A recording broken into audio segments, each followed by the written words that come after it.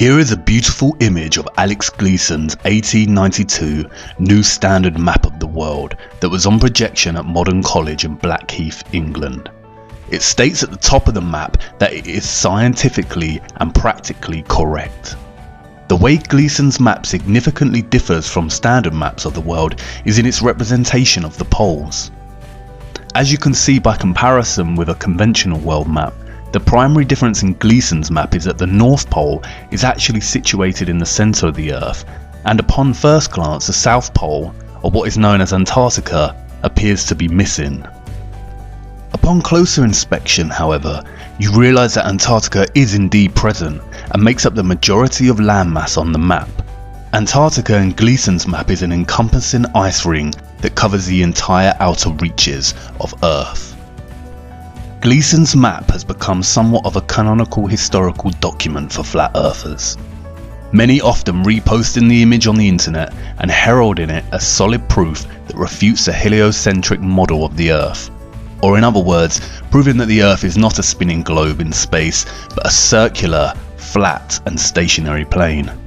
This was not enough proof for me, and while I gravitated towards the idea of a giant encompassing ice wall as a neat concept, I knew that we had a vast amount of evidence proving the existence of space, spherical planets, and entire sciences dedicated to solving the mathematical conundrums of physics. I mean, we landed on the moon, for God's sake.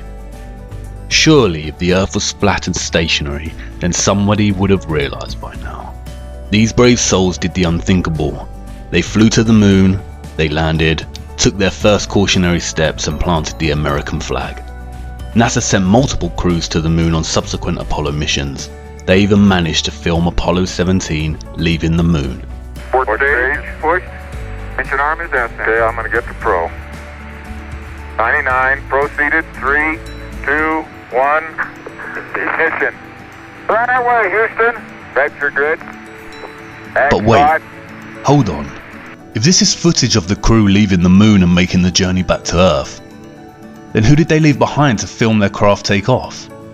And wait, don't you think those colourful emissions on takeoff look kind of fake? I haven't seen any subsequent rockets produce these sort of dazzling colours, and I suppose they did admit that they had lost all their data from the mission. But maybe that was just coincidence. I started looking into NASA a bit more closely, and what I found was shocking. I can say with certainty that NASA is indeed lying to the world, and has been lying ever since its founding in 1958. But don't take my word for it. Sometimes you can't tell people the truth, you have to show them. So let me show you. Buckle up and sit tight, because Houston, we have a big problem. Okay, well, there's a big problem with the blue marble, and I'm going to zoom in here and show you what the problem is.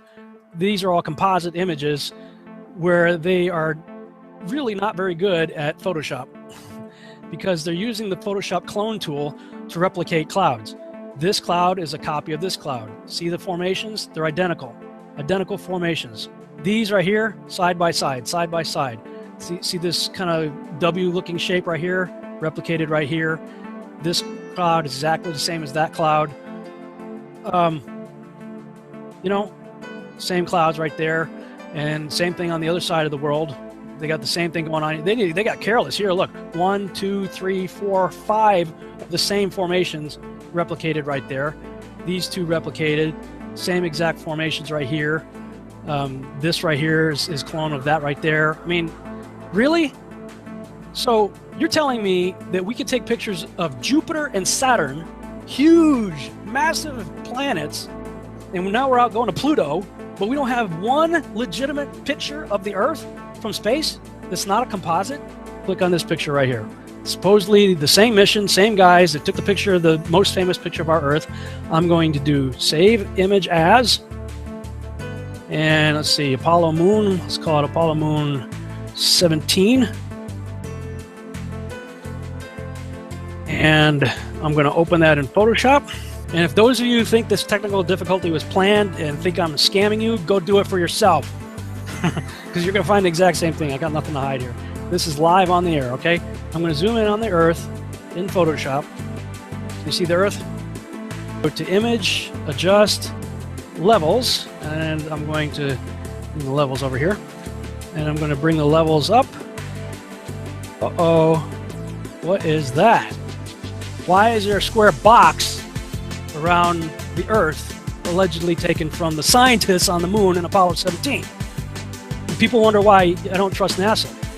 That's why I don't trust NASA. Just another example of NASA faking space. Let's take a look here at this supposed image of Jupiter. Nothing more than CGI fakery. The supposed auroras towards the north. Let's take a look here again at NASA's official website, where it states Hubble captures vivid auroras in Jupiter's atmosphere. Here's the problem. The date of June 30th, 2016. Now take a look at this. Another so-called official image of Jupiter. This one's from back in 2014. You see the problem here? Now let's take a closer look at the supposed two images provided from NASA of Jupiter. Here's the problem again, 2016, 2014. What's the difference here? Well, the difference is they added the supposed auroras on the north, and this is nothing but a Christmas tree. Give me a break. Take a look here. I mean, all the clouds are in the same exact position. Just the 2016 image is a bit, I would say, darker. This is a bit lighter in 2014. Here's a side-by-side. People can't see what's taking place here with NASA. Nothing more than fakery. I mean, give me a break. This is a complete insult. You have a brain in your head. And you can tell it's real because it looks so fake, honestly.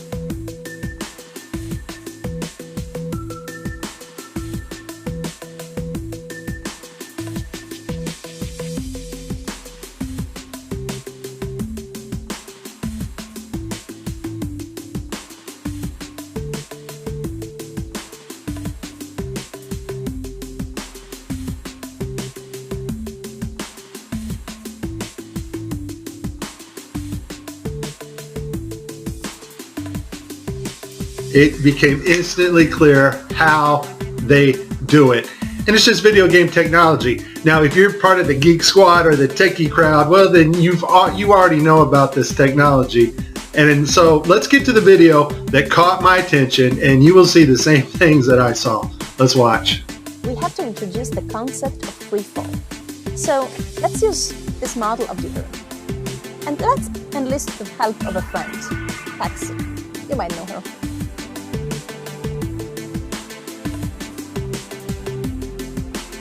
So what is significant about this video is, number one, it was live to school children. Number two, we have this stuffed animal that is transitioning in on another video channel. And the actor is able to reach up and grab this doll in real 3D space and manipulate this doll with their hands. And so the only way you're going to pull that off is with one technology. And that technology is virtual reality. More importantly though, something called augmented virtual reality. It's taking the objects in 3D space from a virtual reality world and putting them in our world on another screen, which we can see, manipulate, and touch with virtual reality contacts or glasses. In this next segment, I'm going to show you how NASA grabs objects in 3D space, rotates them around, manipulates them. They can do this with water, with cloth, anything. And the cool thing about it is we can take what they're doing, what they're seeing with their contact virtual reality augmented lenses, and put that on a separate video layer live. Yes, live. And do it all in real time. 45 minutes straight of NASA messing up their virtual reality setup. I tried to pick some clips that were obvious and some not so obvious.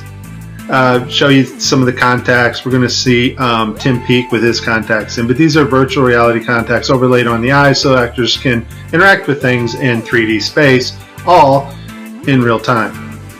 In this next shot, we will get to see the whole arm setup and the virtual reality glove that covers all the way down the arm and hand.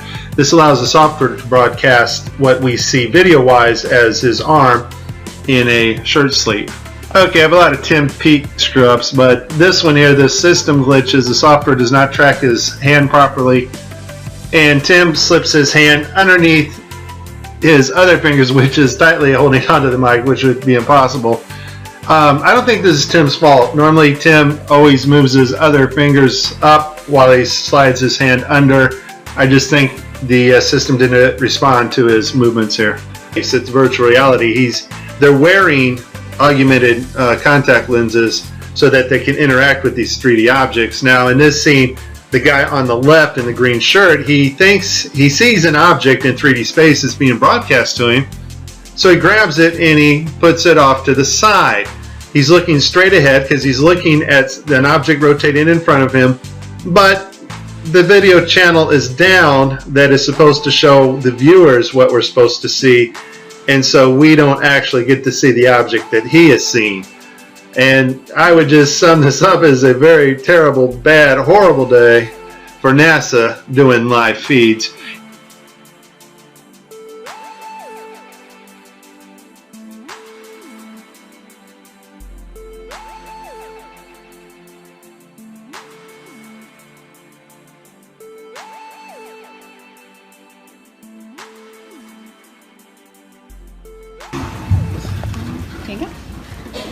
So many times during spacewalks outside the International Space Station, we can see air bubbles rising up. Can you touch on how there are air bubbles in space?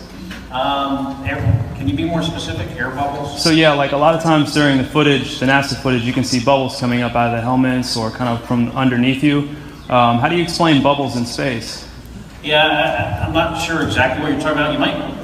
Now sometimes you get water in the helmet, and it comes. It's either you know, from sweat or from the cooling garments. And you know, in some of my spacewalks, I had like water in the helmet. Not like I was going to drown in the helmet, but just little bits of water.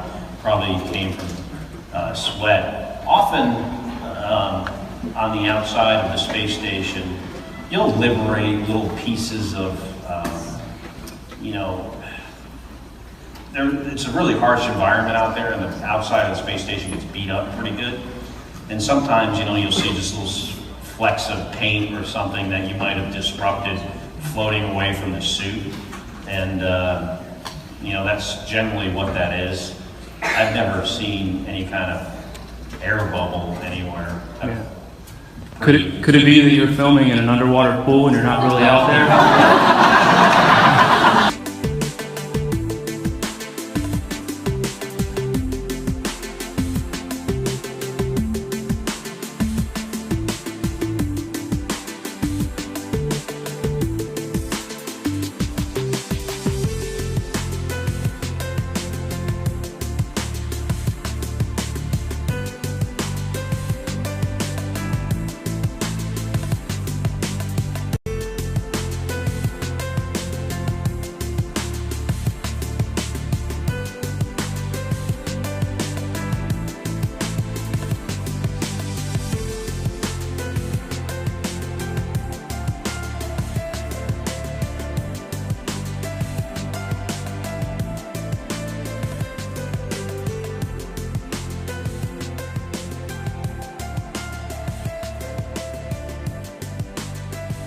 Why don't you swear in the Bible that you walked on the moon? You're the one who said you walked on the moon when you didn't.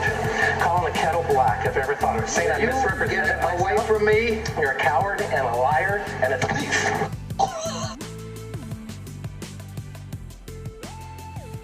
And then there is this. Official NASA research into the dynamics of an aircraft that would function over a flat and non-rotating Earth. A flat and non-rotating Earth. A flat and non-rotating Earth. What? I know NASA has a tremendous multi-billion-dollar budget, but why would the organisation waste funding research for an aircraft that functions over a flat and stationary Earth? I thought we lived on a spinning globe in space. Is this not like Toyota designing a new car that drives through lava? It would never be used and would be a tremendous waste of money. This is all fun and games until you really start to ponder NASA's lies. Why would the biggest space organisation, whose vision statement on their website claims that it is their goal to discover and expand knowledge for the benefit of humanity, lie? And where exactly does their multi-billion-dollar annual budget go? In the last 5 years, NASA's total annual budget between 2016 and 2020 totals over a whopping $100 billion. Why would they commit such fraudulent actions if they want to benefit humanity with their understanding and exploration of space? And if we cannot trust the most famous of all space organisations to give us the truth, then is the Earth really what we've been led to believe it is? And then I remembered the 1959 United Nations Treaty, which prohibits and regulates all global activity on the continent of Antarctica and ensures that the continent belongs to no nation. With Gleason's map in mind, I started to wonder whether Antarctica was really what we had been told it was. Was it really a freezing white untouched paradise where, as Sir David Attenborough shows us, penguins play in the snow? Could it really be a huge ice wall encompassing the entire Earth? And then something dawned on me and stopped me in my tracks. How did I not notice? It was staring me in the face the whole time. Gleason's map. Hidden in plain sight in the United Nations logo. Look, the North Pole is at the centre just like Gleason's map. And why is Antarctica missing? Or is it? Upon closer inspection I realised that the logo was framed in a circular laurel.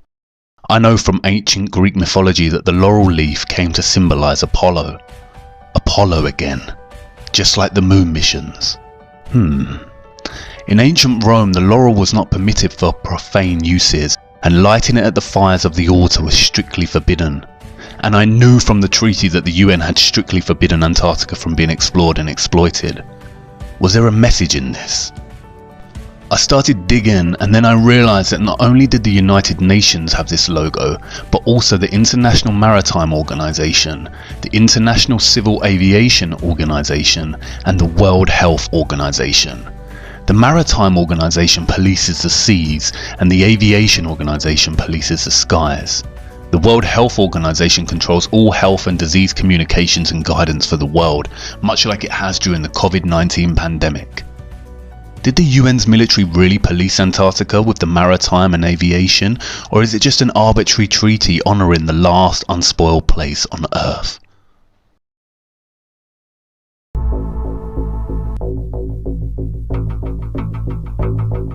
Hey, just a Navy destroyer. He will yield.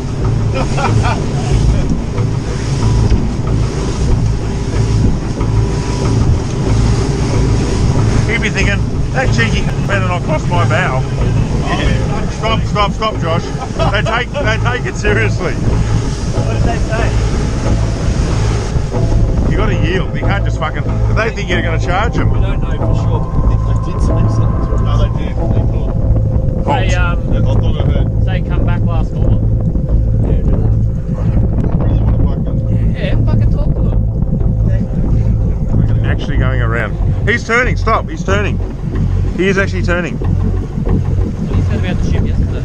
No, he is turning. Fucking hell, what have we done now? It's turning, Josh. Just sit still. He's slowed down, has he? Yeah, he's really slowed down. No time we were in trouble. What for? It's coming to us. He's got the shits because... This is Warship Hobart, Warship Hobart, channel 16, over. 16. Yeah. Exclusion area, please report your intention. Oh, who the fuck's that? We're heading to the shelf to go... Just say we're out fishing, heading out fishing. No, we're just heading out fishing. Get the dinghies out, boys. They get away the water.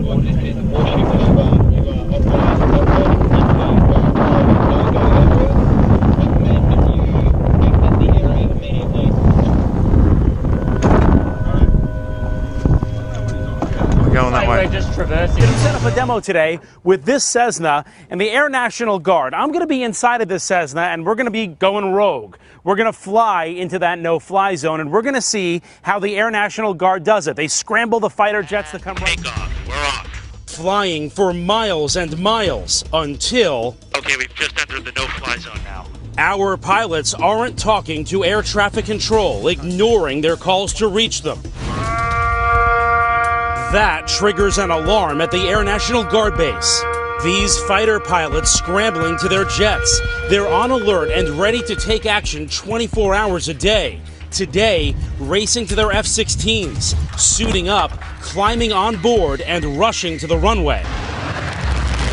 Taking off to intercept our rogue Cessna. Reaching the target in just minutes. This is the view from the F-16. That's my Cessna right there. Intimidating as you would think it would be. Look at that fighter jet. He's right off our wing. Another F-16 swooping in on the right, calling us on aviation frequencies. You have been intercepted. If you hear this transmission, acknowledge the radio call and rock your wings. He wants us to identify ourselves.